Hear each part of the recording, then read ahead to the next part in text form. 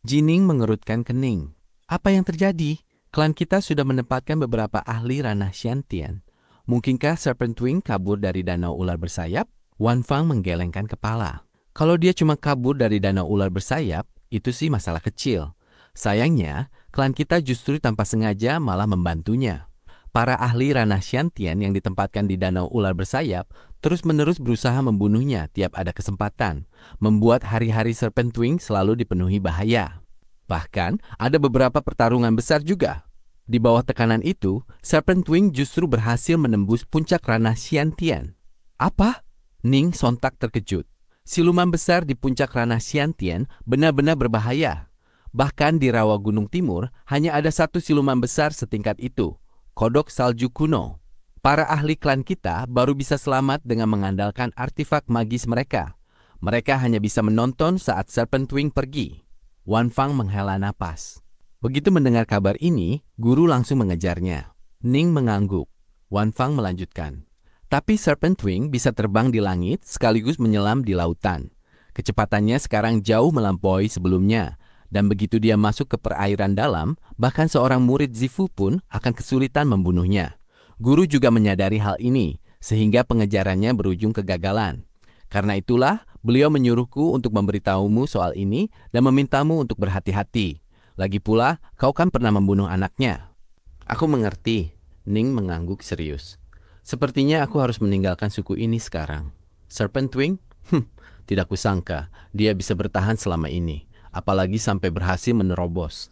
Siluman tua semacam ini yang sudah berlatih selama ribuan tahun pasti sudah mengumpulkan banyak pengalaman. Tidak heran kalau dia akhirnya berhasil menerobos. Wan Fang kemudian berkata, itu saja laporannya, tugasku sudah selesai. Ning buru-buru berpesan, kakak seperguruan Wan Fang, orang-orang yang kau eksekusi tadi itu anggota suku Gunung Hitam yang letaknya tak jauh dari sini. Tolong bantu aku beri mereka sedikit pelajaran. Wan Fang mengangguk. Serahkan saja urusan sepele ini padaku. Hari itu juga, Ning membawa Chiu Ye dan Mou pergi dari suku Batu Logam. Kemana tujuannya? Ning tak memberitahu siapapun. Hanya dengan cara ini, ia bisa mempersulit Serpent Wing untuk menemukannya. 1 bulan kemudian, keadaan kembali tenang. Awalnya, setelah menembus puncak ranah Xiantian, Serpent Wing menerjang keluar dari danau ular bersayap, mulai melampiaskan amarahnya di daerah itu. Ia menyebabkan kerusakan besar pada suku-suku terdekat dan memangsa banyak manusia, menebar teror di hati tak terhitung banyaknya anggota suku. Ia dengan berani keluar mencari Ning, tetapi kabar bahwa Ning sedang berpetualang adalah rahasia yang hanya diketahui segelintir orang. Mengingat Ning sendiri juga sangat waspada, wajar saja Serpent Wing tak bisa menemukannya. Setelah setengah bulan, Serpent Wing berpapasan dengan Ji Yichuan. Mengandalkan kekuatannya yang meningkat drastis, Serpent Wing dengan percaya diri bertarung melawannya. Namun tak disangka, ia malah terluka parah lagi. Meski begitu, kecepatan terbangnya jauh lebih cepat dari sebelumnya. Dan saat ia lari menyelamatkan diri, Yichuan pun tak bisa berbuat apa-apa. Pertarungan ini membuat Serpent Wing mengambil keputusan.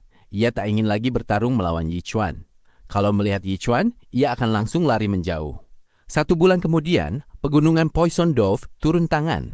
Klan Ji dari 5 prefektur berunding dengan pegunungan Poison Dove dan hasil akhirnya Serpent Wing dilarang meninggalkan danau ular bersayap selama 100 tahun. Waktu berlalu. Dalam sekejap mata, musim panas tiba. Di rawa Gunung Timur, 2 sosok bersembunyi di balik tanaman air. Yang satu adalah pria berkulit separuh merah dan separuh putih dengan aura keji dan rambut dikepang. Sementara yang lain adalah pria berotot berpakaian hitam. Apa informasimu itu benar? Tanya si pria beraura keji. Kita sudah menunggu di sini selama 3 hari. Pria berpakaian hitam itu mengangguk. Akhir-akhir ini ada seorang pemuda yang sering datang untuk bertarung melawan Raja Ular Langit Biru. Setiap 10 atau 15 hari mereka pasti bertarung. Selain itu, pertarungan mereka biasanya dilakukan di sekitar daerah ini. Jangan khawatir Tuan, saat waktunya tiba, Raja Ular Langit Biru pasti akan muncul dari kedalaman dan begitu dia masuk ke dalam formasi kita, dia tidak akan bisa kabur. Pria beraura keji itu mengangguk. Bagus. Demi hari ini, aku sudah bersiap sangat lama dan juga menghabiskan harga yang luar biasa mahal untuk mendapatkan formasi kembar yin yang ini. Kali ini kita harus menangkap Raja Ular Langit Biru hidup-hidup dan menjadikannya binatang rohku. Begitu Raja Ular Langit Biru masuk ke dalam formasi, hidup matinya akan sepenuhnya berada di tangan Anda, Tuan, sahut pria berpakaian hitam itu. Pria beraura keji itu tertawa pelan. Oh iya, pemuda yang sering bertarung dengan Raja Ular Langit Biru itu. Apa kau tahu siapa dia? Pria berpakaian hitam itu menggelengkan kepala. Aku belum pernah melihatnya. Aku tahu semua jenius muda dari klan kayu besi kita, dan dia bukan salah satunya. Sepertinya teknik pedang pemuda itu berasal dari sutra tetesan hujan milik klan Ji. Kilatan kejam melintas di mata pria beraura keji itu.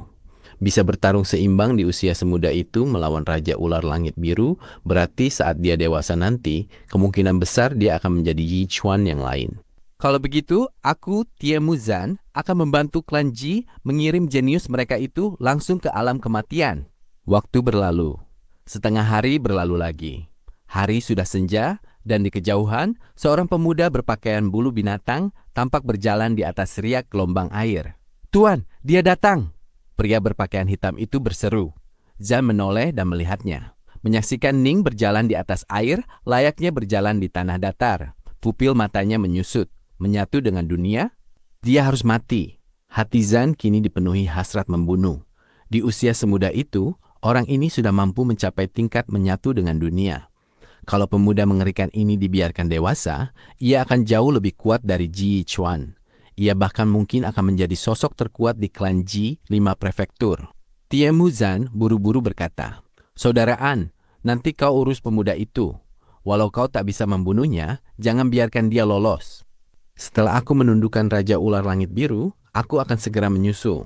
Baik, Tuan. Pria berpakaian hitam itu menjawab dengan penuh hormat. Tie Muzan menatap tajam ke kejauhan. Ia telah berlatih selama lebih dari 100 tahun. Dengan mengandalkan kekuatannya yang telah terakumulasi selama bertahun-tahun, membunuh bocah kecil ini tetaplah hal yang sangat mudah baginya. Zan bersembunyi di balik rimbunnya tanaman air, dan secara diam-diam telah memasang formasi di sekitar tempat itu. Baik aura maupun suara mereka tak akan bisa menembusnya. Jika aura mereka saja tidak bisa tembus, maka tentu saja tak ada cara untuk merasakan kehadiran mereka. Oleh karena itu, Ning pun tak menyadari keberadaan mereka. Sambil berdiri di atas permukaan air, Ning berseru, Ular kecil, masih belum mau keluar. Suaranya merambat langsung ke dasar perairan. Sesaat kemudian, boom! Seekor ular biru raksasa menyembul dari dalam gelombang air. Dan kemudian tubuhnya dengan cepat menyusut hingga sepanjang sekitar 10 meter. Kepalanya menatap sambil bergoyang ke arah Ning. Sebenarnya, selama beberapa kali pertarungannya melawan Ning, Raja Ular Langit Biru juga mendapatkan beberapa pencerahan. Raja Ular Langit Biru merasa bahwa ia pun hampir mencapai tingkat menyatu dengan dunia. Meski kemampuan bertarungnya luar biasa, ia lebih banyak mengandalkan bakat alamiahnya. Dari segi tingkat keahlian, ia masih di bawah Ji Ning. Pertarungan kejam semacam ini, di mana keduanya saling melancarkan serangan mematikan, adalah cara terbaik bagi seseorang untuk meningkatkan kemampuannya. Begitu aku juga mencapai tingkat menyatu dengan dunia, kau pasti mati, batin Raja Ular Langit Biru. Haha, kemarilah ular kecil. Dua bilah pedang tiba-tiba muncul di tangan Ning. Wus! Raja Ular Langit Biru melesat ke arahnya bagaikan kilatan petir biru. Sementara Ning maju menyambutnya. Zan, yang bersembunyi di balik tanaman air dari kejauhan, merasa semakin tercengang.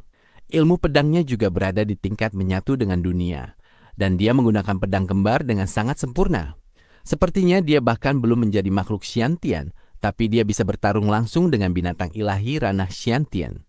Bakat semacam ini benar-benar menakutkan. Dia harus dimusnahkan secepatnya.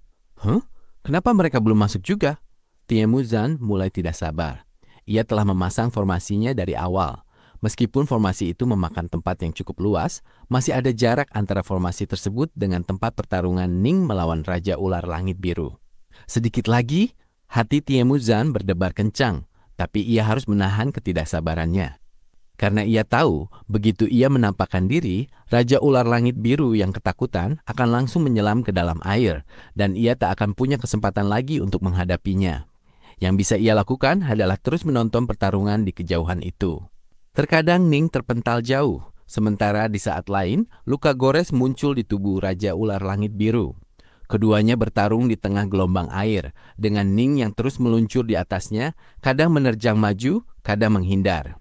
Beberapa kali mereka hampir memasuki formasi, tapi pada akhirnya mereka tidak jadi masuk. Ini benar-benar menegangkan. Bam! Pada salah satu baku hantam, mereka masuk. Mata Zan memerah. Pada saat ini, Ning dan Raja Ular Langit Biru baru saja memasuki formasi. Mereka berada tepat di tepiannya. Namun Zan tak berani menunggu lebih lama lagi. Mungkin sedetik lagi, Ning dan Raja Ular Langit Biru akan kembali keluar dari area formasi. Bangkit! Wajah Zan terlihat buas. Ning yang berada di perbatasan formasi mendadak merasakan getaran merayapi benaknya. Hal ini terjadi karena jiwa Ning sudah sangat kuat. Sampai-sampai ia secara tak sadar bisa merasakan ancaman mematikan di sekitarnya. Teror mendadak memenuhi kepala Ning, dan ia merasa jika ia tidak bergerak, ia mungkin benar-benar akan mati. Mundur! Ning meluncur mundur dengan kecepatan penuh. Dan saat melakukannya, ia kebetulan baru saja keluar dari batas formasi. Saat Ning mundur melewati batas formasi, ia melihat permukaan air di depannya tiba-tiba berubah menjadi kekacauan. Gelombang energi putih raksasa bermunculan silih berganti, bersilangan dengan gelombang energi hitam raksasa, menciptakan jaring-jaring tak terhitung jumlahnya yang menutupi area di depannya. Kekuatan formasi raksasa ini membuat hati Ning bergetar. Ini adalah sesuatu yang dipasang oleh seorang ahli pemurnian Qi Ranah Xiantian tahap akhir, yang kemudian secara tiba-tiba melepaskan semua kekuatan mengerikan yang sebelumnya telah ia tanamkan di area sekitarnya. Raja Ular Langit Biru ada di dalam formasi. Hati Ning mencelos. Setelah bertarung dengan lawan lamanya ini berkali-kali, melihat lawannya terjebak ke dalam formasi, Ning pun ikut merasa khawatir padanya. Sosok manusia berpakaian hitam mendadak melesat ke udara, berubah wujud menjadi harimau bian hitam yang panjangnya lebih dari 30 meter. Surainya mekar bagaikan kipas raksasa, menjulang hingga ke kepalanya. Mata gioknya dipenuhi amarah yang buas, dan ia langsung menerkam ke arah Ning. Harimau bian?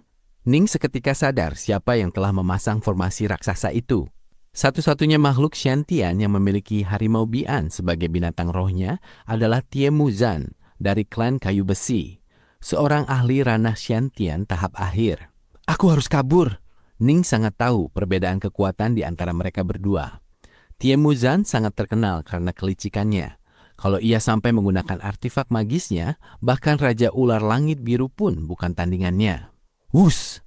Tiba-tiba seberkas cahaya hitam melesat ke arah Ning. Dengan tebasan pedang yang cepat dan bunyi terang, Ning mementalkan kembali cahaya hitam itu ke arah harimau bian tersebut. Harimau bian itu mengaum, "Bocah klan Ji, hari ini akan menjadi hari kematianmu." Ah! Jeritan kesakitan yang melengking dan memekakan telinga mengguncang langit, berasal dari dalam formasi itu. Ning tak ayal ikut merasakan hatinya bergetar. Ia tahu bahwa ini adalah jeritan putus asa dari Raja Ular Langit Biru. Meski telah bertarung dengan Ning sedemikian lama, Raja Ular Langit Biru belum pernah mengeluarkan suara sepilu ini. Jelas, kali ini ia benar-benar dalam keadaan kritis. Ular biru kecil, kuharap kau bisa selamat dari bencana ini. Ning hanya bisa berdoa dalam hati. Tanpa berani ragu sedikit pun, ia segera melarikan diri melintasi permukaan danau sembari menangkis serangan-serangan beringas dari harimau bian tersebut. Jangan pikir bisa kabur. Harimau bian mengaum buas sambil mengejar Jining di atas air dengan kecepatan tinggi. Namun dengan setiap langkahnya, gelombang air meledak di bawah kakinya. Lagi pula, ia belum mencapai tingkat menyatu dengan dunia. Ia harus mengandalkan energi siluman yang dilepaskannya untuk memaksakan diri berjalan di atas air. Terlebih lagi, ia pada dasarnya hanyalah binatang darat. Wajar saja, kecepatan larinya menjadi lebih lambat. Sebenarnya bahkan di pegunungan, hutan, atau dataran sekalipun, kecepatannya mungkin masih sedikit di bawah Ning, apalagi di atas air. Ia hanya bisa memandang saat Ning melarikan diri dengan cepat. Harimau bian terpaksa harus kembali, menatap pertarungan sengit yang terjadi di dalam formasi raksasa itu, di mana Raja Ular Langit Biru sesekali membesar dan sesekali menyusut. Harimau itu bergumam, bagaimana mungkin ular langit biru ini bisa menahan formasi magis? Selama apapun dia meronta, pada akhirnya dia tetap harus tunduk. Formasi itu memanggil kekuatan alami dunia dan memiliki daya hancur yang tak terbayangkan. Kekuatan formasi kembar yin yang ini jauh melampaui kemampuan ular langit biru untuk melawannya. Tiemu Zan berdiri di atas air, menunjuk ke arah ular biru raksasa di kejauhan, yang saat ini tengah terjerat oleh aliran energi hitam dan putih yang tak terhitung jumlahnya. Ular langit biru, sekarang setelah kau masuk ke dalam formasiku, sekuat apapun kau meronta, semuanya sia-sia. Sebaiknya kau patuh dan menyerah saja, serta mengakuiku sebagai tuanmu. Dengan begitu, kau tak akan terlalu menderita. Ular langit biru mengangkat kepalanya, mengaum penuh amarah. Kau tidak mau tunduk? Meski Tiemuzan tidak mengerti bahasanya, ia bisa merasakan kemarahan dan permusuhan ular langit biru itu. Ia pun langsung tertawa dingin.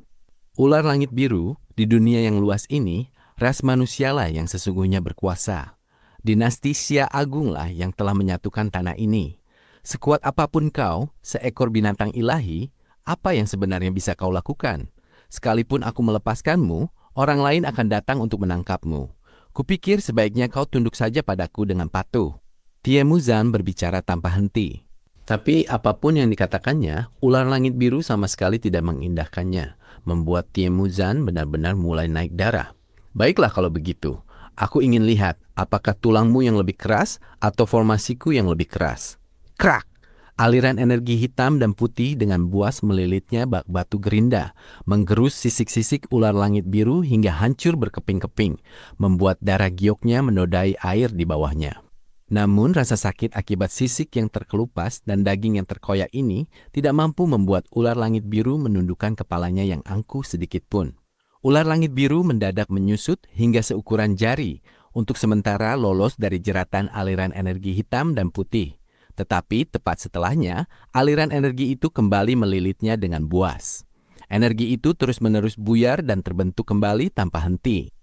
Ular langit biru seukuran jari itu menjerit nyaring, lalu mendadak berubah menjadi ukuran raksasa lagi, bahkan lebih besar dari serpent wing.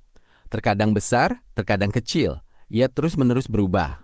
Hanya dengan cara inilah ia bisa mengurangi durasi aliran energi yin yang menggerusnya. Bagaimanapun juga, sensasi gerusan itu benar-benar sangat menyakitkan. Ular langit biru juga berulang kali mencoba menerjang ke arah Tiemuzan. Namun kekuatan formasi kembar yin yang benar-benar terlampau besar, tidak memberikannya sedikit pun celah untuk mendekati Tiemuzan. Terus-menerus meronta, luka-luka di tubuhnya semakin membesar. Sisik-sisiknya hancur dan darah gioknya terus mengucur. Jeritan nyaring terdengar silih berganti.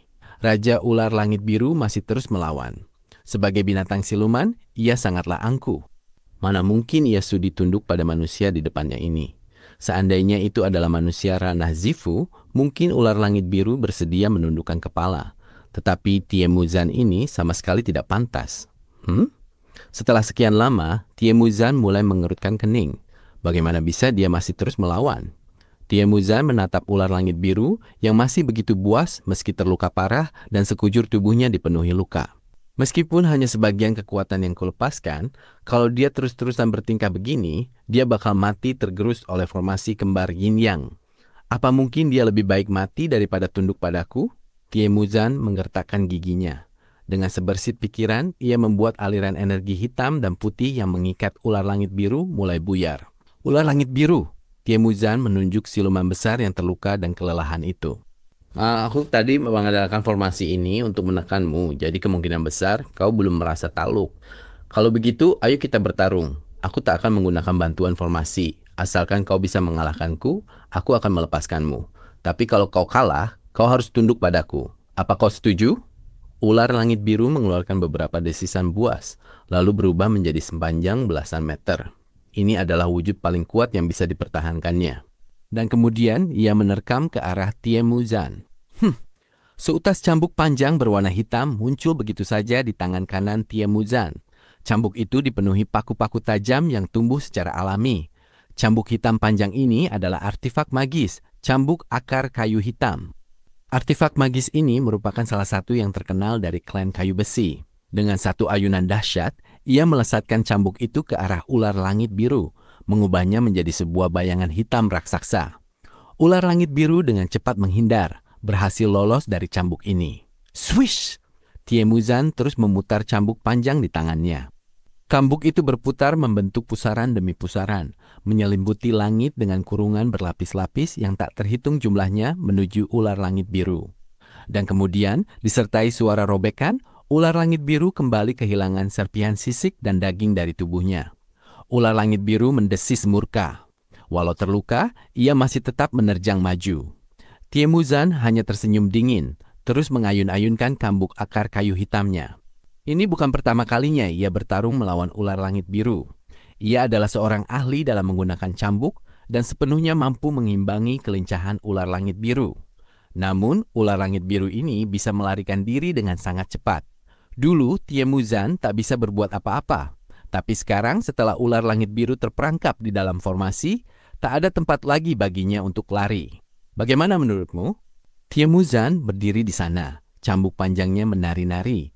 Tiap lecutannya mengandung kekuatan yang mampu meretakkan sebuah gunung kecil, membuat tubuh ular langit biru retak-retak di berbagai tempat. Kekuatanku lebih besar darimu. Sebaiknya kau tunduk saja. Plak! Artefak magis itu menghantam telak ke tubuhnya. Mengingat Tiemuzan sendiri adalah seorang ahli ranah Xiantian tahap akhir, ia benar-benar mampu menekannya habis-habisan. Wus! Kali ini saat menghindar melewati cambuk panjang itu, ular langit biru tiba-tiba menghilang, lalu muncul kembali beberapa puluh meter jauhnya. Tiemuzan tercengang, tapi sedetik kemudian raut wajahnya berubah drastis. Ular langit biru memekik kegirangan, sambil di saat yang sama, dengan setiap liukan tubuhnya, ia seolah-olah berteleportasi sejauh puluhan meter, atau bahkan lebih jauh lagi. Mati kau! Wajah Tiemuzan menjadi beringas, dan ia seakan sudah gila. Boom!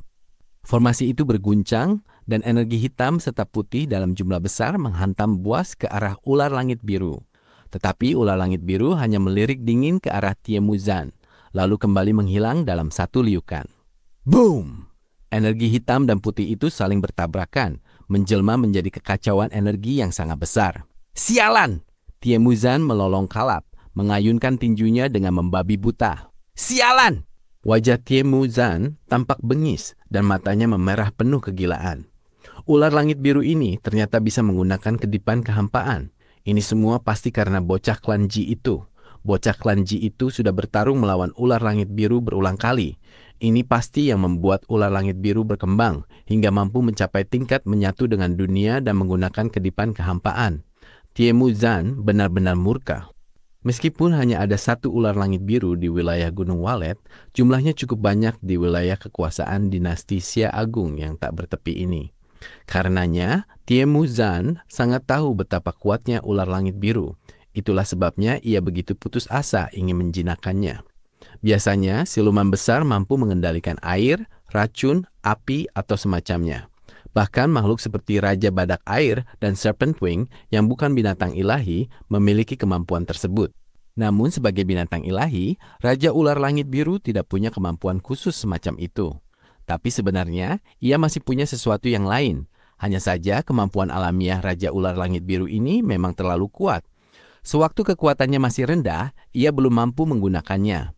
Layaknya binatang siluman biasa yang belum bisa mengendalikan air pada ranah Houtian, namun mampu melakukannya pada ranah Xiantian, kemampuan alamiah Raja Ular Langit Biru ini berhubungan dengan kehampaan. Bahkan setelah ia mencapai ranah Xiantian, ia masih harus mencapai tingkat menyatu dengan dunia sebelum bisa menyatu seutuhnya dengan kehampaan, yang memungkinkannya menggunakan teknik kedipan kehampaan. Tiemuzan menggertakkan giginya. Raja Ular Langit Biru yang mampu mengembangkan teknik kedipan kehampaan akan dengan cepat menjadi sangat kuat. Teknik itu memungkinkan ular langit biru menyusup ke tempat-tempat yang sangat rahasia, bahkan mencuri buah roh dunia. Ini artinya laju perkembangannya akan memasuki fase lonjakan pertumbuhan yang pesat. Tanpa diragukan lagi, Raja Ular Langit Biru ini pasti akan segera meninggalkan rawa Gunung Timur dan memulai perjalanan petualangannya. Lagi pula, hanya dengan pergi ke tempat-tempat lainlah ia mampu mendapatkan lebih banyak harta alam dan mengembangkan kekuatannya dengan lebih cepat. Kalau ia terus diam bersantai di sini, itu hanya akan menyia-nyiakan bakatnya. Mengingat besarnya kebenciannya padaku, di masa depan, saat dia kembali ke Gunung Walet, dia mungkin akan mencariku untuk balas dendam. Tiemuzan merasa marah sekaligus ketakutan. Ha! Tiemuzan mengaum murka. Suara raungannya bahkan sampai membuat air meledak. Ini semua gara-gara bocah klan Ji itu. Tiemuzan menggemeretakkan giginya, dipenuhi kebencian yang mendalam. Andai Jining tidak membuat Raja Ular Langit Biru berkembang secepat itu, bagaimana mungkin ia bisa tiba-tiba melakukan terobosan di tengah pertarungan ini? Kemungkinan besar, Tiemuzan pasti sudah berhasil menjinakkannya. Tapi sekarang, jangankan menjinakkannya, ia malah membuat masalah dengan musuh masa depan yang sangat kuat. Ular langit biru pasti akan mengingat dendam ini. Formasi raksasa itu lenyap. Tiemuzan mengumpulkan kedelapan bendera formasi itu, lalu berjalan melintasi air, raut wajahnya tampak muram dan kelam. Tuan, harimau Bian berubah wujud menjadi pria berpakaian hitam dan terbang menghampiri. Melihat raut wajah tuannya, ia tahu bahwa upaya penjinakan itu gagal. Ia buru-buru berkata, "Tuan, jangan marah. Ular langit biru ini memang terlalu bodoh. Salahnya sendiri sampai Tuan membunuhnya. Dia tidak mati." Tiemuzan mendesis. "Tidak mati?" Pria berpakaian hitam itu tercengang. "Lalu dia?" Tiemuzan menggeleng. Dia ternyata berhasil memahami teknik kedipan kehampaan. Dia kabur. Tapi, pria berpakaian hitam itu juga merasa sulit mempercayainya. Ular langit biru benar-benar sanggup memahami teknik kedipan kehampaan di saat-saat kritis. "Semua ini salah bocah klan Ji itu." Tiemuzan menggeram. Kekuatannya setara dengan ular langit biru. Setelah bertarung berkali-kali, ular langit biru mengalami kemajuan pesat. Maka saat pertarungan tadi, dia tiba-tiba bisa merasakan dunia yang memungkinkannya menyatu dengan kehampaan dan menggunakan teknik kedipan kehampaan. Bocah klan Ji ini telah menghancurkan segalanya. Aku pasti akan menguliti dan mencabut urat-uratnya. Kalau tidak, amarah di hatiku ini tak akan pernah padam. Pria berpakaian hitam itu mengangguk berulang kali. "Tuan, jangan khawatir. Sebelumnya, aku sudah menembakkan beberapa duri punggungku padanya, yang sudah dilumuri cairan bunga es. Sebagian cairan bunga es itu pasti sudah menempel di tubuhnya. Asalkan kita melepaskan tawon es, kita pasti bisa menemukannya." Bagus." Tiemuzan melepas sebuah kantong abu-abu dari pinggangnya. Saat ikatan kantong itu dilonggarkan, seekor tawon semi-transparan yang mirip permata melesat terbang keluar. "Kejar!" Tiemuzan dan harimau Bian terbang membuntuti tawon es itu dengan kecepatan tinggi. Setelah mereka pergi, seekor ular biru tiba-tiba muncul di atas permukaan air yang tenang. Ular biru itu mengawasi dari kejauhan dengan sebersit harapan di matanya. Setelah berulang kali bertarung melawan Jining, keduanya sudah seimbang untuk waktu yang lama. Ditambah lagi, Ning telah berperan dalam membantunya menembus teknik gerakan kaki tingkat menyatu dengan dunia serta memahami kedipan kehampaan. Ia merasa sedikit berterima kasih pada Ning. Ular langit biru mendesis pelan. Ia berharap Ning bisa selamat. Ia sudah melakukan apa yang ia bisa. Bagaimanapun juga, meskipun kemampuannya melarikan diri saat ini sangat tangguh, dari segi kekuatan tempur sebenarnya, ia masih bukan tandingan Tiemuzan. Jining dengan mengandalkan teknik gerakan kakinya, berlari dengan kecepatan tinggi layaknya angin. Setelah meninggalkan rawa Gunung Timur, ia terus berlari sekencang-kencangnya. Kemungkinan menempuh jarak lebih dari 1000 km melintasi hutan pegunungan sebelum akhirnya berhenti. Sebenarnya, pada saat ini, matahari sudah sepenuhnya tenggelam di bawah ufuk. Namun, ufuk timur masih terlihat sangat merah dan masih ada sedikit cahaya yang menyinari tanah. Ning menyeka keringat dari dahinya. "Aku berlari 300 km di atas air, lalu 1000 km lagi di darat. Lagi pula, aku berlari dengan kecepatan maksimal. Aku belum pernah lari seperti ini sebelumnya.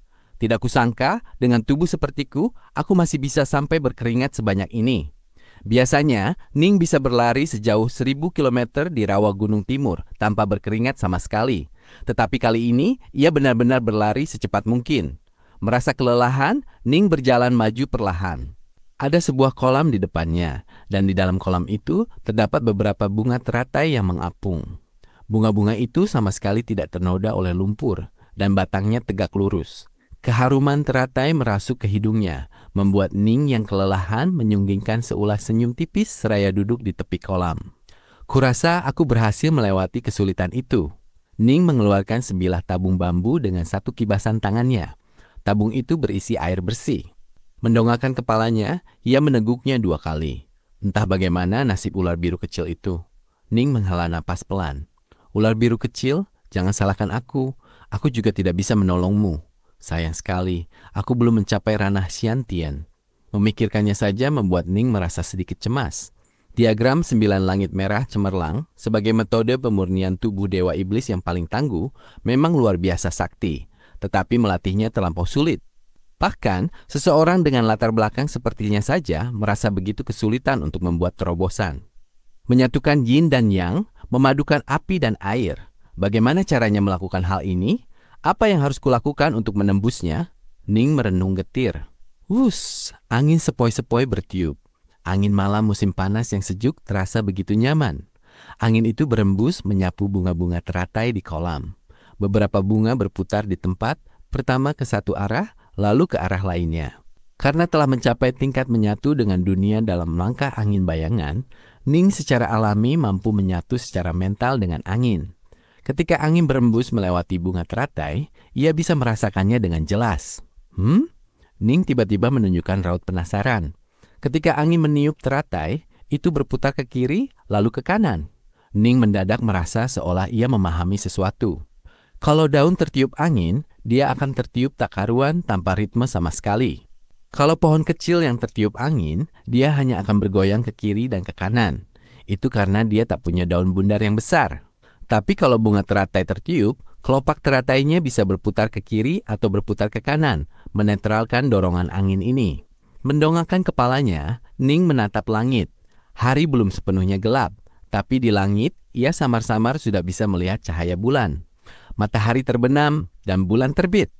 Berputar ke kiri, berputar ke kanan. Siang dan malam. Karena ada siang, maka terciptalah konsep malam.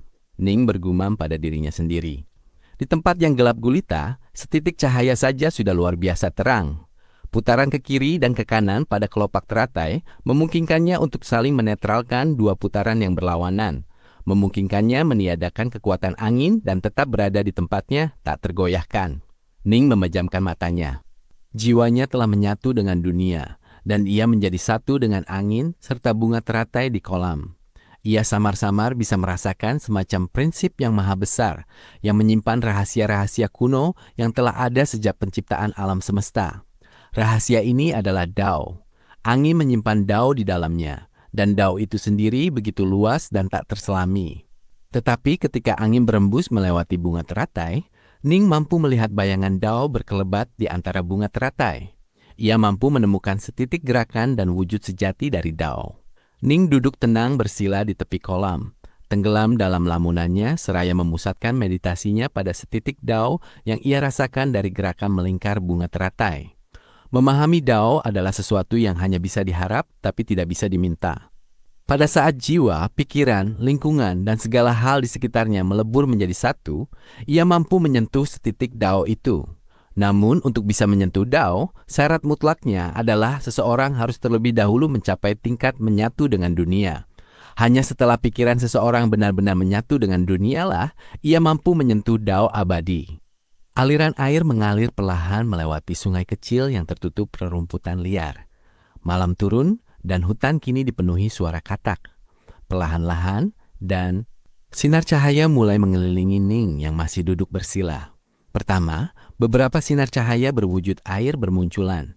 Secara perlahan membentuk kelopak teratai raksasa satu demi satu di sekelilingnya. Kelopak-kelopak teratai berwujud air itu mengelilingi Ning, sedang mekar sekaligus bergoyang perlahan ditiup angin. Sesaat kemudian, titik-titik cahaya api mulai berkumpul, membentuk kelopak-kelopak teratai api. Kelopak-kelopak teratai raksasa dari api ini juga mengelilingi Ning, dua lapis kelopak teratai. Lapisan pertama adalah kelopak teratai air, yang kedua adalah kelopak teratai api. Masing-masing lapisan memiliki tepat 3 helai kelopak. Api dan air bersilangan. Angin muncul entah dari mana. Di antara dua lapis kelopak teratai itu, angin mendadak muncul. Kedua lapis kelopak teratai mulai berputar. Lapisan bawah berupa kelopak teratai air berputar ke arah kiri, sementara lapisan atas berupa kelopak teratai api berputar ke arah kanan. Kedua lapisan kelopak teratai itu sepenuhnya berputar ke arah yang berlawanan. Secara perlahan dan lamban, kedua lapisan itu berputar, meskipun Ning sendiri tak menggunakan tenaganya sedikit pun. Semuanya terjadi secara alamiah. Seekor serigala berbulu abu-abu melompat keluar dari dalam hutan. Mata gioknya terfokus pada pemuda berpakaian bulu di kejauhan. Hanya saja, kelopak-kelopak teratai raksasa berukuran beberapa meter yang mengelilingi pemuda berbaju bulu itu membuat sang serigala sedikit kebingungan. Namun sebagai binatang berakal rendah, nalurinya mengatakan bahwa kelopak-kelopak api dan air yang berputar itu adalah bagian dari alam, layaknya awan tak perlu dipedulikan. Serigala abu-abu itu memamerkan taringnya, menatap lekat pemuda berbaju bulu itu. Ia sangat kelaparan. Pemuda berbaju bulu itu hanya duduk diam di sana, seolah-olah sedang tertidur. Ia pasti tidak punya kemampuan untuk melawan. Apalagi daging pemuda ini kelihatannya empuk dan lezat. Serigala abu-abu itu bahkan sudah bisa merasakan liur membasahi mulutnya. Ia tak ragu lagi. Wus! Serigala abu-abu itu menerjang maju dengan cepat, melompat sambil memamerkan taringnya, bersiap menancapkannya pada pemuda berbaju bulu itu. Namun begitu ia melompat, dalam jarak 2 meter dari lapisan kelopak teratai tersebut, boom! Angin yang diciptakan oleh kedua lapisan kelopak teratai itu mengandung setitik kekuatan penghancur dunia. Hanya dalam sekejap, angin itu mencabik-cabik serigala tersebut hingga berkeping-keping, dengan cipratan darah kemana-mana. Sebagian meresap jauh ke dalam tanah, sementara sisanya mengalir masuk ke kolam. Sementara itu, Tiemuzan dan harimau Bian yang diperintahnya, yang menjelma menjadi wujud pria berpakaian hitam, sedang mengekor tawon es melintasi hutan pegunungan. Bagaimanapun juga, tawon es tetaplah seekor tawon. Ia bukanlah binatang terbang raksasa, bukan pula seekor siluman besar. Bisa dibayangkan betapa lambatnya laju tawon ini. Kecepatannya bahkan tak sampai 1/10 kecepatan Ning. Bocah Klanji itu benar-benar jago kabur. Wajah Tiemuzan tampak muram dan bengis. Setelah keluar dari rawa Gunung Timur, dia masih saja terus lari. Pria berpakaian hitam itu buru-buru menyahut. "Tuan, kecepatan terbang tawon es memang jauh lebih lambat. Kalau bocah Klanji itu terus lari tanpa henti sampai ke salah satu dari 5 prefektur Klanji, kita mungkin tak akan punya cara untuk mengejarnya." Tiemuzan menggeleng. Itu terlalu jauh. Rawa Gunung Timur ini saja sudah di pinggiran perbatasan Klanji. Lari dari perbatasan langsung ke salah satu dari 5 prefektur sekaligus, bocah Klanji itu tak akan bisa lari sejauh itu. Meskipun berkata demikian, di dalam hatinya, Tiemuzan juga cemas. Kalau Ning benar-benar sudah lari ke salah satu dari 5 prefektur itu, seberapapun Tiemuzan percaya diri pada kemampuannya, ia tak akan berani menerobos masuk ke sarang musuhnya. "Kita pelan-pelan saja mengejarnya," ucap Tiemuzan. Kemanapun cairan bunga es itu lewat, dia akan meninggalkan aroma yang khas. Aromanya tak akan hilang setidaknya selama 3 hari. Kita memang tak bisa menciumnya, tapi tawon es bisa. Asalkan bocah Klanji itu tidak lari ke 5 prefektur, dia pasti mati. Benar, dia pasti mati, tukas pria berbaju hitam itu. Dia sudah mengacaukan segalanya bagiku dan membuatku punya musuh kuat di masa depan. Tiemuzan bisa membayangkan Raja Ular Langit Biru itu berpetualang di dunia luar dengan menggunakan kedipan kehampaannya, bertambah kuat mencapai ranah Zifu, lalu kembali untuk membunuhnya. Ia tak ayal merasa ngeri, sekaligus makin membenci Jining. "Aku pasti akan mencabik kulitnya dan memutuskan urat-uratnya dengan tanganku sendiri." "Benar, cabik kulitnya, putuskan uratnya." Pria berbaju hitam itu ikut menggemertakkan gigi. Sang mentari mulai memunculkan diri di ufuk timur. Hari telah fajar. Tiemuzan dan harimau Bian masih pelan-pelan mengejar. Mereka telah mengejar sebegitu lama. Keduanya sama-sama diliputi amarah. Bocah Klanji ini memang terlalu berhati-hati. Setelah pergi dari rawa Gunung Timur, dia ternyata masih melarikan diri sejauh setidaknya 1000 km lagi. Seekor tawon es yang terbang sejauh 1000 km pun akan kelelahan. Untungnya, tawon es ini adalah mutan. "Tuan!" Mata pria berbaju hitam itu berbinar. Ia buru-buru menunjuk ke kejauhan. Tiemuzan yang juga lelah menoleh ke arah sana. Serta-merta, ia bisa melihat sosok manusia yang samar-samar di tepi kolam yang jauh.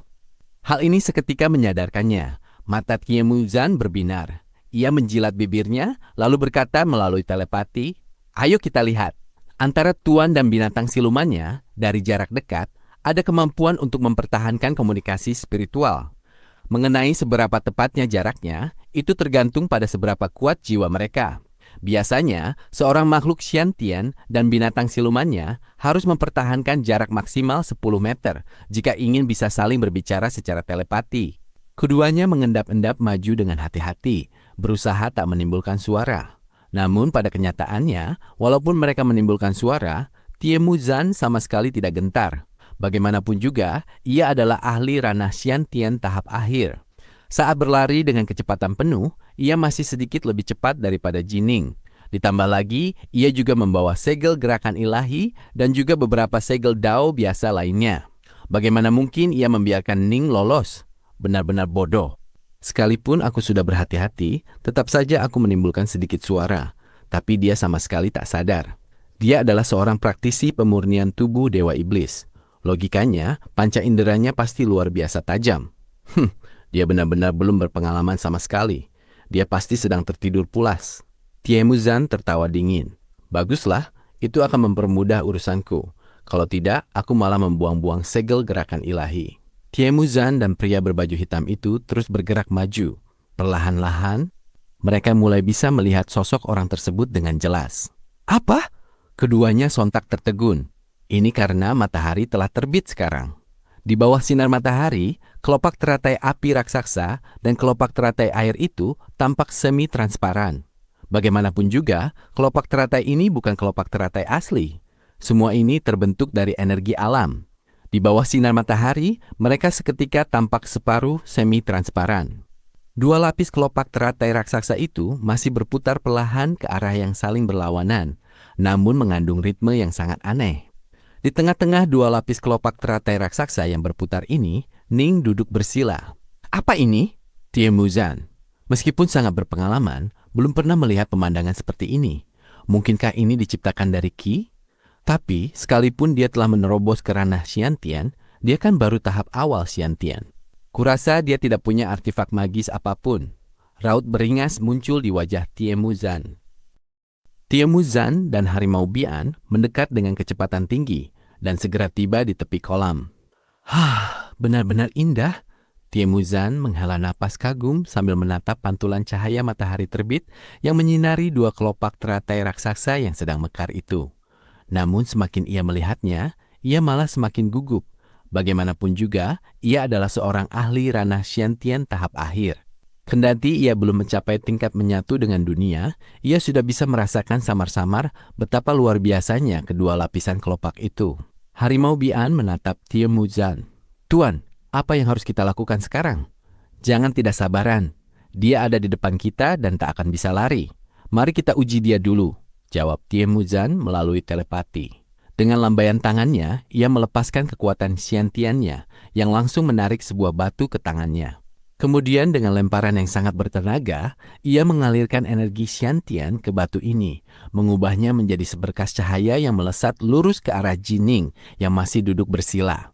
Meskipun yang dilemparnya hanya sebuah batu, seorang prajurit 9 taring pasti akan langsung terbunuh. Wus! Ketika batu itu mencapai jarak 10 meter dari Ning dan menembus kedua lapisan kelopak teratai itu, batu itu seketika membeku. Energi pembunuh tak kasat mata itu diiringi suara mendesis, mengubah batu itu menjadi debu. Harimau Bian dan Tiemuzan merasa jantung mereka berdegup kencang. Keduanya saling bertukar pandang. Jelas sekali mereka agak kebingungan dengan dua lapis kelopak teratai misterius itu. Aku tidak percaya ini. Tiemuzan tersenyum sinis dan cambuk akar kayu hitam tiba-tiba muncul di tangannya. Swish! Tiemuzan melecutkan cambuknya. Cambuk akar kayu hitam itu memanjang, melilit sebatang pohon tebal di dekatnya. Dengan satu tarikan kuat, seluruh pohon itu tercabut hingga ke akar-akarnya, membawa serta bongkahan tanah dalam jumlah besar dan berayun mengikuti kibasan cambuk Tiemuzan. Pohon seberat puluhan ton ini menghantam lurus ke arah Ning yang sedang duduk bersila. Ketika batang pohon raksasa itu menghantam dua lapis daun teratai raksasa yang separuh tembus pandang itu, pohon itu seketika hancur berkeping-keping. Akan tetapi, kekuatan benturan dahsyat yang terkandung di dalam pohon raksasa itu membuat kedua lapis daun teratai tersebut bergetar. Ning yang tadinya sedang bermeditasi sambil bersila, terguncang sedikit. Matanya pun terbuka. Begitu matanya terbuka, ia melihat dua daun teratai raksasa yang mengelilingi tubuhnya sedang buyar, selagi sebatang pohon raksasa menghantam dirinya. Di kejauhan, Tiemuzan dan pria berbaju hitam itu sedang tersenyum sinis ke arahnya. Kau merusak keberuntunganku! Menyaksikan kedua lapis kelopak teratai raksasa itu buyar, Ning langsung menyadari apa yang telah ia dapatkan malam ini, dan juga menyadari betapa tak ternilainya pencerahan ini. Kalau tidak ada yang mengganggunya, ia mungkin bisa mendapatkan pencerahan lebih lama lagi. Tapi tak disangka-sangka, Tiemuzan telah menghancurkannya. Perlu diketahui bahwa momen-momen pencerahan ini adalah sesuatu yang hanya bisa diharap tapi tidak bisa diminta. Butuh waktu puluhan atau bahkan ratusan tahun sampai hal seperti ini terjadi lagi. Bajingan! Ning menyapu dengan satu telapak tangan dan diiringi suara dentuman. Ia menghancurkan batang pohon raksasa itu menjadi dua bagian. Sebelah bagiannya jatuh ke tengah kolam, meremukkan banyak bunga teratai. Sebelahnya lagi menimpa beberapa pohon lain di dekatnya, membuat debu berterbangan kemana-mana. Bocah kecil klan Ji! Tiemuzan tertawa beringas. Kau lari sejauh 1000 kilometer ke dalam hutan, tapi pada akhirnya aku tetap bisa menangkapmu. Hari ini adalah hari kematianmu. Ning menatapnya dengan tatapan dingin, lalu langsung mengerahkan energi bulan dan matahari di dalam tubuhnya. Sepanjang meditasinya semalam, ia berhasil mendapatkan sedikit pencerahan tentang hakikat sejati dari Dao. Tapi pencerahan sekecil itu sudah cukup baginya untuk memahami tanpa keraguan sedikit pun apa metode yang tepat untuk menembus tingkat berikutnya dari diagram 9 langit merah cemerlang. Tak ada satupun di dunia ini yang benar-benar bertolak belakang. Hal ini mirip dengan siang dan malam yang seolah-olah berlawanan, tetapi pada kenyataannya, keduanya hanyalah dua sisi langit yang berbeda. Ini sangat mirip dengan dua lapis kelopak teratai, api dan air yang sempat mengelilinginya. Alih-alih saling menetralkan, keduanya justru saling memperkuat. Bunga teratai memiliki tangkai, dan tangkai itulah yang memungkinkan kelopak-kelopaknya berputar. Dan tangkai bagi dua lapis kelopak teratai api dan air itu adalah Ning sendiri. Energi matahari, energi bulan, bagaimana cara menyatukannya? Dengan menemukan tangkai yang menghubungkan energi matahari dan energi bulan. Ayo kita mulai. Mata Ning memancarkan keyakinan mutlak. Tubuhnya telah mengerahkan seluruh energi matahari dan bulannya yang seketika mengisi setiap jengkal tubuhnya. Entah itu rambutnya, atau kulitnya, atau organ dalamnya, atau bahkan sel-sel tubuhnya, semuanya terisi penuh. Setiap helai energi bulan dan energi matahari mulai berputar saling mengelilingi. Namun sifat dasar mereka membuat keduanya enggan untuk menyatu. Wus, wus, wus. Semua energi bulan dan energi matahari itu berputar-putar, seperti bunga teratai yang tertiup angin. Mereka juga mirip seperti dua ekor ikan dalam diagram Taiji Yin Yang, yang terus-menerus saling berkejaran, dan saat mereka melakukannya, mereka memancarkan sebersit Dao yang telah dipahami oleh Ning. Perlahan-lahan, di pusat pusaran energi matahari dan bulan, suatu kekuatan baru pun muncul. Seketika itu juga, di kehampaan yang dalam dan tak bertepi itu, yang terpisahkan dari tempat ini oleh dunia yang tak terhitung banyaknya, bertenggerlah dua bintang tertinggi, bintang matahari dan bintang bulan. Masing-masing memancarkan sedikit dari kekuatan mereka. Api sejati matahari dan air sejati bulan bermunculan di tiap sisi tubuh Ning, dan juga memicu kekuatan api dan air dari alam di sekitarnya. Boom! Dunia di sekelilingnya seketika menjelma menjadi lautan api dan air yang sangat dalam. Meskipun butuh waktu untuk mendeskripsikannya, pada kenyataannya, begitu Ning menghancurkan pohon itu, ia langsung mengaktifkan energi di dalam tubuhnya dan mulai melakukan terobosan. Tiemuzan dan Harimau Bian menyaksikan dengan mata kepala sendiri bagaimana api dan air yang tak bertepi itu muncul begitu saja, hingga membuat mereka berdua ikut merinding. Kemanapun air itu menyapu, semuanya akan membeku menjadi patung es. Sedangkan kemanapun api itu menjalar, semuanya akan hangus terbakar. Pada saat yang sama, di dalam air yang bergejolak, siluet samar kelinci giok bisa terlihat. Jauh di dalam pusaran api yang tak bertepi, terdapat juga bayangan gagak emas berkaki 3. Di antara kelinci giok dan gagak emas, berdirilah Ning. Tiemuzan sontak terkejut bukan main. Raut wajahnya berubah drastis. Mungkinkah ini adalah diagram 9 langit merah cemerlang yang legendaris itu? Gagak emas dan kelinci giok menampakkan diri. Tanpa diragukan lagi, ini adalah diagram 9 langit merah cemerlang yang legendaris, teknik pemurnian tubuh Dewa Iblis nomor 1. Di seluruh wilayah Gunung Walet, setidaknya dalam 1000 tahun terakhir, belum ada satu orang pun yang diketahui berhasil mencapai ranah Xiantian dengan mengandalkan teknik ini. Meskipun Tiemuzan pernah membaca tentang teknik ini dan tahu seperti apa bentuk terobosannya, ini adalah kali pertamanya menyaksikan langsung fenomena terobosan yang luar biasa ini. Di tangan Tiemuzan, mendadak muncul sebilah bendera formasi. Ia segera melesat mundur, lalu mulai berlari mengitari Ning, membentuk formasi melingkar sambil terus-menerus melemparkan satu demi satu bendera yang semuanya menancap dalam di lumpur. Hanya dalam hitungan detik, 8 bendera formasi telah ditancapkan, mencakup area seluas 1 kilometer persegi. Tiemuzan kini hanya berdiri mematung di kejauhan, terus mengamati. "Tuan, bunuh dia!" Harimau Bian buru-buru berseru. Saat ini, dia sedang melakukan terobosan. Ini adalah saat di mana dia paling lemah. "Tidak," Tiemuzan menggelengkan kepalanya. Dia sedang berlatih teknik pemurnian tubuh Dewa Iblis nomor 1, dan saat ini sedang diselimbuti oleh kekuatan bintang tertinggi, bintang matahari, dan bintang bulan. Saat menembus ranah Shantian, kedua bintang tertinggi ini akan menurunkan setitik api sejati matahari dan air sejati bulan milik mereka, mendobrak rintangan yang tak terhitung jumlahnya demi memungkinkannya berevolusi dan terlahir kembali ke dalam tubuh Dewa Iblis makhluk Shantian sejati. Harimau Bian dengan panik menyahut, "Maka semakin penting bagi kita untuk menghentikannya, kan?" Wajah Tiemuzan pucat pasi saat menatap Ning dari jauh, yang masih terbungkus dalam balutan api dan air yang tak berkesudahan. "Apa kau tidak paham? Saat ini, dia sedang dikelilingi oleh lautan air es yang tak bertepi dan diselimbuti pusaran api. Di pusat lautan air es yang tak bertepi itu, ada setitik air sejati bulan. Di pusat pusaran api yang tak berkesudahan itu, ada setitik api sejati matahari. Sekalipun seorang murid Zifu menyentuhnya, dia akan seketika membeku dan hancur berkeping-keping atau hangus menjadi abu, apalagi kau dan aku. Bahkan jiwanya tak akan tersisa. Dia bahkan tak akan tersisa. Semenakutkan itukah?" Harimau Bian terkejut. "Tentu saja." Wajah Tiemuzan tampak sangat muram. "Ini adalah kekuatan yang berasal dari dua bintang tertinggi, api sejati matahari dan air sejati bulan. Siapa yang berani menyentuhnya?" Lalu apa kita hanya akan diam menonton?" Harimau Bian kian panik. "Jangan khawatir," Tiemuzan menggeram. Saat ini, dua bintang tertinggi telah mewariskan kekuatannya padanya, dan dia mulai melepaskan tubuh fananya untuk terlahir kembali menjadi Dewa Iblis Shantian sejati. Begitu dia berhasil menembusnya, setitik api sejati matahari dan air sejati bulan itu akan menghilang.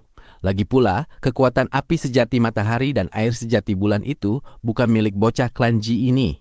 Tiemuzan tersenyum sinis. "Aku sudah menyiapkan formasi kembar Yin Yang. Begitu bocah klan Ji ini selesai menembus ranahnya, dia tak akan lagi mendapat perlindungan dari bintang tertinggi. Aku akan langsung mengaktifkan formasi itu. Bagaimanapun juga, dia hanya akan menjadi makhluk Shantian tahap awal tanpa satupun artefak magis. Sedangkan aku adalah makhluk Shantian tahap akhir dengan bantuan formasi." "Benar!" Harimau Bian ikut mengangguk. Tapi bocah klan Ji ini benar-benar luar biasa. Tiemuzan tak urung menghela napas kagum. Diagram 9 langit merah cemerlang. Ini adalah teknik pemurnian tubuh Dewa Iblis legendaris yang paling kuat. Hampir semua suku berskala cukup besar pasti memilikinya. Tapi dalam 1000 tahun ini, di seluruh wilayah Gunung Walet, belum ada satu orang pun yang berhasil mencapai ranah Shantian melalui teknik ini. Kalau dia dibiarkan dewasa, dia pasti akan menjadi orang nomor 1 di 5 prefektur klan Ji, dan mungkin bahkan di seluruh Gunung Walet. Tapi sekuat apapun dia nantinya, saat ini dia baru mencapai ranah Shantian. Rasanya sungguh luar biasa membayangkan kalau aku akan membunuh jenius mengerikan ini.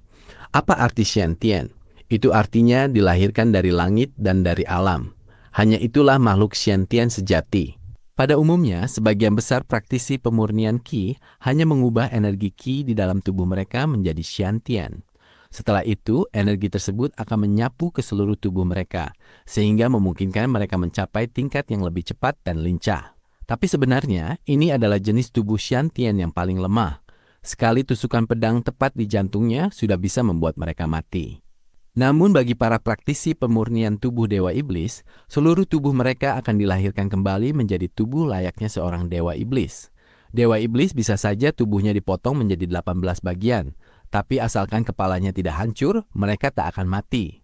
Secara umum, kebanyakan teknik pemurnian tubuh Dewa Iblis termasuk tingkatan rendah, sampai-sampai harus mengandalkan tato berpola ilahi di tubuh mereka. Namun diagram 9 langit merah cemerlang mengandalkan kekuatan 2 bintang tertinggi untuk secara alamiah menghasilkan 2 tato ilahi tertinggi. Saat menerobos ke ranah Xiantian, api sejati matahari dan air sejati bulan dari kedua bintang tertinggi akan turun. Api dan air akan bersatu, melahirkan tubuh seorang dewa iblis. Tubuh dewa iblis semacam ini sama sekali tak kalah dengan para dewa iblis murni dari era dewa iblis kuno. Karena itulah, teknik ini dinobatkan sebagai teknik nomor 1 di dunia. Ning bisa merasakan setiap sel di dalam tubuhnya meledak. Dan kemudian, kekuatan ilahi dari diagram 9 langit merah cemerlang membuat api sejati matahari dan air sejati bulan mulai membentuk ulang setiap sel dengan seksama. Setitik api sejati matahari dan air sejati bulan yang diturunkan oleh kedua bintang tertinggi pada gilirannya akan dihabiskan seluruhnya dalam proses penempaan dewa iblis Xiantian yang baru ini. Tubuh fananya terlepas, tubuh dewa iblis terbentuk. Api sejati matahari dan air sejati bulan akhirnya habis diserap, dan api serta air dalam jumlah luar biasa besar yang mengelilingi keduanya pun ikut sirna, menampakkan sosok Jining yang berbalut pakaian bulu. Meskipun ia baru saja melompat ke ranah Xiantian, pakaian bulunya sama sekali tak rusak oleh kobaran api maupun air. Hanya saja, kulit Ning kini memancarkan pesona cahaya yang memukau, seolah-olah ia adalah permata yang dibentuk langsung oleh langit. Ning membuka matanya dan menatap Tiemuzan serta harimau Bian di kejauhan. Ia hanya mengucapkan 3 patah kata. Sekarang mati kalian. Tato ilahi matahari dan tato ilahi bulan di punggungnya seketika aktif. Boom! Boom! Seekor naga api raksasa dan seekor naga air raksasa muncul begitu saja, terbentuk dari api dan air yang dipanggil oleh tato ilahi matahari dan tato ilahi bulan. Membawa kekuatan penghancur yang mengerikan, keduanya melesat lurus ke arah Tiemuzan dan harimau Bian di kejauhan. Ini adalah bukti dari diagram 9 langit merah cemerlang tingkat Xiantian, kemampuan untuk mengendalikan api dan air. Tiemuzan dan harimau Bian terkejut. Zan buru-buru mengaktifkan formasi kembar yin yang miliknya sambil berseru lantang. Hati-hati, dia bisa mengendalikan api dan air. Kemampuan Dewa Iblis tingkat Xiantian dari diagram 9 langit merah cemerlang dalam mengendalikan api dan air sangatlah luar biasa. Jika keduanya muncul bersamaan, sebagian besar makhluk Xiantian biasa pun bisa terbunuh. Ia berseru lantang karena begitu melihat api dan air itu, harimau Bian langsung berubah ke wujud aslinya dan mulai mundur. Begitu jarak di antara mereka menjauh, mereka tak lagi bisa berkomunikasi secara spiritual. Namun, bagaimana mungkin kecepatan harimau Bian bisa menandingi kecepatan air dan api? Boom! Seekor naga air raksasa seketika melilit harimau Bian, memunculkan lapisan es di sekujur tubuhnya. Pada saat yang sama, naga api juga ikut melilit makhluk itu. Sang naga air membawa hawa dingin tak bertepi, sementara naga api membawa panas yang tak berkesudahan. Kretak! Bulu harimau Bian mulai retak, memperlihatkan daging dan otot merahnya yang dengan cepat hangus. Harimau Bian meraung kesakitan. Masih belum mati. Sorot mata Ning menajam. Naga air yang melilit harimau Bian mendadak mengendur, lalu dengan cepat berubah bentuk menjadi kelopak teratai air raksasa yang mengalir. Pada saat yang sama, naga api itu juga berubah menjadi kelopak teratai yang berkobar. Kelopak air berada di bawah, kelopak api berada di atas. Harimau Bian terjebak di tengah. Sehebat apapun ia meronta dan mencoba kabur, semuanya sia-sia. Kedua kelopak teratai itu terus mengikutinya kemanapun ia pergi. Teratai api air lebur. Lewat sebersit pikiran Ning, kedua kelopak teratai itu seketika berputar perlahan, layaknya dua batu kilangan mengerikan yang berputar dan menggilas tanpa ampun. Sebelumnya, Ning hanya secara tak sadar mengaktifkan energi dunia untuk membentuk dua kelopak pelindung tersebut melalui sedikit pemahamannya tentang Dao. Dan kekuatannya sudah begitu dahsyat. Namun kini, Ning sendiri adalah makhluk Xiantian yang mampu mengendalikan api maupun air. Ditambah dengan jejak Dao yang telah ia pahami, kekuatannya melonjak ratusan kali lipat. Kelopak teratai api air terus berputar. Harimau Bian yang terjepit di tengahnya hanya bisa merasakan hantaman gelombang panas dan dingin yang membuatnya jauh lebih menderita dari sebelumnya. Seluruh tubuhnya seolah mati rasa. Pada saat bersamaan, perpotongan air dan api memunculkan angin entah dari mana, dan angin yang syarat akan niat membunuh itu langsung menebas sang harimau Bian. Krak! Tubuh hangus harimau Bian remuk layaknya boneka porselen. Hancur menjadi kepingan-kepingan kecil, bersamaan dengan sorot matanya yang meredup dalam kebingungan. Harimau Bian telah tewas. Ternyata sekuat ini. Hati Ning diliputi rasa terkejut sekaligus gembira. Dengan menjadikan air dan api yang kukendalikan sebagai pondasi, lalu membentuknya menjadi teratai api air pelindung yang kuciptakan, aku bisa menghabisi seekor siluman besar ranah Shantian tahap menengah, bahkan tanpa memberinya kesempatan untuk melawan. Meski butuh waktu untuk menjabarkannya, pertarungan antar ahli berlangsung luar biasa cepat. Dari sejak Ning menciptakan teratai api air hingga tewasnya Harimau Bian, semuanya terjadi hanya dalam waktu 1 detak jantung. Boom! Formasi kembar Yin Yang yang menyelimuti area seluas 1 km persegi ini juga melepaskan seluruh kekuatannya. Garis-garis energi hitam dan putih saling silang melesat ke arah Ning. Tiemuzan ikut terkejut melihat betapa mudahnya Harimau Bian dihabisi. Kemudian dengan raut wajah buas, ia melolong. Di dalam formasi kembar Yin Yang milikku, sekalipun kau adalah bakat monster yang hanya muncul di Gunung Walet sekali dalam 1000 tahun, kau tetap akan mati. Aliran energi hitam putih yang bagaikan ular berbisa langsung menerkam Ning. Hanya dengan sebersit pikiran, api dan air muncul entah dari mana di sekeliling tubuhnya. Kedua elemen itu berubah menjadi kelopak-kelopak teratai, membentuk 2 lapisan kelopak raksasa teratai api air yang melayang mengitarinya, menanti serangan aliran energi hitam putih tersebut. Ketika gelombang itu menerjang, dengan satu niat dari Ning, teratai api air itu mendadak menyatu. Bagaikan kuncup bunga yang mekar, kelopak-kelopak yang mengarah ke atas itu membentuk kuncup bunga teratai raksasa setinggi lebih dari 10 meter, langsung menyelimuti Ning dengan aman di dalamnya. Boom! Gelombang energi hitam dan putih datang menghantam. Teratai api air itu, meski telah menyatu menjadi kuncup bunga, masih terus berputar perlahan. Lapisan dalamnya terbuat dari kelopak api, sementara lapisan luarnya dari kelopak air. Keduanya terus berputar pelan dengan arah berlawanan. Tak peduli sekeras apapun energi hitam dan putih menghantamnya berulang kali. Meski sesekali hampir berhasil menembus lapisan luar, kelopak air itu akan kembali terbentuk ke wujud semula. Lagi pula, api dan air selalu bisa memisah dan menyatu kembali. Sejak awal, keduanya bukanlah benda padat. Sekalipun terkadang berhasil ditembus, hanya dengan satu pikiran, Ning bisa memulihkannya. Apa? Tiemuzan sontak terperanjat. Bagaimana mungkin? Formasi kembar Yin Yang ini adalah formasi yang luar biasa kuat. Dengan kekuatanku saat menggunakannya, sekalipun aku menghadapi makhluk Shantian tahap puncak, aku tak akan gentar. Bagaimana bisa formasi ini sama sekali tidak mampu menembus teratai pelindung bocah klan Ji ini? Teratai pelindung apa itu? Kenapa aku belum pernah mendengarnya? Namun, mana mungkin Tiemuzan tahu bahwa sebelumnya Ning telah mencapai tingkat menyatu dengan dunia. Manfaat terbesar dari pencerahan yang ia dapatkan semalaman adalah teratai pelindung ini, yang di dalamnya sudah mengandung sedikit makna Dao yang sesungguhnya. Sesosok makhluk Shantian yang tercipta melalui diagram 9 langit merah cemerlang sejak awal sudah tak tertandingi, dan kendali air serta api yang dimilikinya jauh lebih kuat dibanding apa yang bisa diciptakan oleh kebanyakan siluman besar. Ketika dipadukan dengan sececah Dao sejati melalui teratai api air, menahan formasi biasa tentu bukan masalah sama sekali. Tiemuzan, kau sudah mengejar cukup lama. Sekarang akan kukirim kau ke alam kematian. Dari dalam kuncup teratai, Ning menatap menembus aliran kelopak air dan kobaran kelopak api, melihat sosok yang tak begitu jelas di kejauhan. Terlebih lagi, pikirannya telah mencapai tingkat menyatu dengan dunia.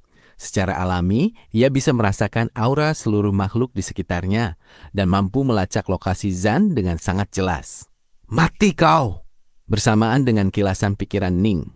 Di area tempat Tiemuzan berdiri, sepasang kelopak teratai api dan teratai air kembali muncul. Satu di atas, satu di bawahnya, menggilas tubuh Zan bak batu kilangan. Formasi, bantu aku! Tiemuzan ketakutan setengah mati melihat situasi itu. Beginilah cara pelayannya, sang Harimau Bian terbunuh baru saja. Ia buru-buru mengendalikan aliran energi hitam putih, membungkus tubuhnya secara membabi buta guna menahan daya gilas dan daya hancur dari teratai api air ini. Dengan begitu, ia pun nyaris tak sanggup menahannya. Meskipun sesekali ada air dan api yang menerobos masuk, Qi Shantian miliknya mampu memblokir serangan itu. Bagaimana mungkin dia bisa menciptakan 2 bunga teratai sekaligus? Serangan sekuat itu seharusnya menguras hampir seluruh konsentrasinya. Zan dicekam rasa terkejut dan ngeri. Namun, bagaimana ia bisa tahu? Saat berusia 4 tahun, jiwa Ning sudah nyaris setara dengan seorang murid Zifu. Saat ini, jiwanya sudah melampaui tingkat seorang murid Zifu. Membagi fokus pikiran untuk melancarkan dua teknik teratai api air secara bersamaan adalah hal yang sangat sepele. Ternyata kau masih hidup! Terlindung di dalam kuncup teratainya, Ning langsung menerjang ke arah Tiemuzan. Wajah pria klan kayu besi itu pucat pasi saking takutnya. Ia menggertakkan gigi. Kabur! Keputusan ini diambil dengan sangat telak. Bagaimanapun juga, ia terlahir di klan kayu besi. Ia sangat paham bahwa begitu seseorang berlatih hingga ranah Shantian dalam diagram 9 langit merah cemerlang, kekuatan praktisi tersebut akan mencapai ratusan kali lipat dari praktisi tubuh dewa iblis biasa. Meski saat ini Ning hanya makhluk Shantian tahap awal, ia sanggup menandingi para praktisi tubuh dewa iblis ranah Shantian tahap akhir. Tiemuzan hanyalah seorang praktisi Qi ranah Shantian tahap akhir. Terlibat pertarungan jarak dekat dengan praktisi tubuh dewa iblis di tingkat ini, itu sama saja dengan bunuh diri. Sebelumnya, ia mengandalkan fakta bahwa Ning tidak memiliki artefak magis satupun. Namun, jika formasi kembar yin yang saja tidak bisa melukai Ning sedikit pun, bukankah terus melanjutkan pertarungan ini sama saja dengan mengantar nyawa? Seorang Shantian tahap awal dengan daya tempur setara Shantian tahap puncak. Benar-benar monster. Klan Ji rupanya melahirkan monster semacam ini. Aku harus segera melapor pada leluhur dan meminta agar bocah ini segera dilenyapkan. Kalau tidak, di masa depan, dia akan menjadi malapetaka bagi klan kayu besi.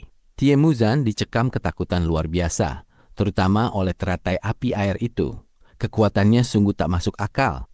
Formasi harus dipersiapkan sejak awal, tetapi teratai api air milik Ning bisa diciptakan hanya dengan sebersit pikiran, dan bahkan lebih kuat daripada formasinya. Dia harus dilenyapkan! Satu-satunya pikiran di benak Tiemuzan saat ini hanyalah kembali dan melaporkan hal ini kepada leluhur klannya. Baik klan kayu besi maupun klan Ji sebagai 2 dari 6 penguasa kawasan Gunung Walet sama-sama diawasi oleh seorang murid Zifu. Itulah mengapa mereka punya kapabilitas untuk diakui oleh dinasti Xia Agung dan menjadi menteri-menteri di wilayah tersebut. Segel gerakan ilahi. Dengan satu putaran tangan Zan, sebuah kertas segel hitam berbentuk daun mendadak muncul entah dari mana. Kertas segel itu dipenuhi oleh sesuatu yang tampak seperti urat-urat darah, serta dihiasi aksara aneh nan kuno yang memancarkan aura misterius. Tiemuzan mengalirkan lonjakan Qi Shantian miliknya ke dalam segel tersebut. Wus! Segel itu seketika berubah menjadi aksara bayangan yang melebur ke dalam tubuh Tiemuzan. Tiemuzan langsung berubah menjadi seberkas cahaya dan lari terbirit-birit ke kejauhan. Bahkan tak peduli lagi untuk memungut bendera formasi kembar yin yang miliknya. Ini karena Tiemuzan sadar betul bahwa saat ini ia masih mengandalkan formasi kembar yin yang untuk melindunginya dari teratai api air. Terlebih lagi, memungut ke-8 bendera formasi itu akan memakan waktu. Itu sama saja dengan memberi kesempatan bagi pemuda klan Ji yang mengerikan itu untuk menyusulnya. Dan jika itu terjadi, ia bukan sekedar kehilangan 8 bendera formasi. Ia akan kehilangan nyawanya. Jining buru-buru mengejarnya. Fisik Dewa Iblis Shantian miliknya dipadukan dengan teknik gerakan kaki menyatu dengan dunia, membuat lajunya semakin kencang. Ia pun ikut berubah menjadi seberkas cahaya, melesat mengejar Zan. Hanya sedikit lebih lambat dariku? Tiemuzan sangat terkejut. Sebelumnya, saat dia belum menembus ranah Shantian, aku jauh lebih cepat darinya. Namun sekarang, meski aku sudah memakai segel gerakan ilahi yang sangat berharga, kecepatan kami kurang lebih setara. Tiemuzan tak ayal merasa sakit hati karena harus mengorbankan sesuatu yang begitu mahal. Meski begitu, sambil menggertakkan gigi, ia kembali mengeluarkan satu segel dao yang juga dipenuhi oleh pola urat kuno di permukaannya. Ia lalu memompa Qi Shantian miliknya ke dalam segel dao tersebut. Satu lagi aksara ilusi muncul dan masuk ke dalam tubuhnya. Segel tubuh ringan. Wus! Tiemuzan berubah menjadi kobaran api biru saat ia mundur dengan jauh lebih cepat. Tidak akan terkejar. Secercah rasa enggan terpancar dari sorot mata Ning menghadapi hasil ini. Sebagai seorang praktisi tubuh Dewa Iblis, kecepatannya sudah sangat luar biasa. Namun, Tiemuzan telah menggunakan 2 segel dao berturut-turut, segel tubuh ringan dan segel gerakan ilahi. Meski nilai segel-segel ini jauh di bawah jimat tanpa jejak, benda itu tetap mampu membuat kecepatan Tiemuzan melonjak drastis. Saat ini, Ning sama sekali tidak memiliki segel Dao. Terlebih lagi, kalaupun punya, ia tak akan bisa menggunakannya, karena segel Dao dan artefak magis mensyaratkan penggunanya untuk memiliki Qi Xiantian. Us! Tiemuzan kabur meninggalkan area formasi kembar yin-yang, melesat menjauhi Ning dan membuat Ning tak lagi bisa mengerahkan teratai api air untuk menyerangnya. Ini karena teratai api air terbentuk lewat kemampuannya mengendalikan api dan air. Namun ada batasan seberapa jauh seorang dewa iblis Xiantian bisa mempertahankan kendali tersebut. Pada jarak yang terlalu jauh, kendali itu otomatis terlepas. Tiemuzan tertawa dan mengembuskan napas lega. Tanpa adanya ancaman dari teratai api air dan berhasil menjauh dari kejaran Ning, akhirnya ia bisa bersantai. Namun kemudian hatinya dipenuhi oleh rasa benci setengah mati pada Jining. Bagaimanapun juga, ia baru saja kehilangan formasi kembar yin-yang. Bocah klan Ji, bersenang-senanglah untuk sekarang. Aku pasti akan melaporkan hal ini pada leluhur dan juga pada Gunung Naga Salju. Klan Ji adalah musuh bebuyutan bagi klan kayu besi sekaligus Gunung Naga Salju. Monster sepertimu adalah eksistensi yang akan segera dimusnahkan oleh Gunung Naga Salju maupun klan kayu besi secepat mungkin. Hati Tiemuzan dipenuhi amarah yang membara.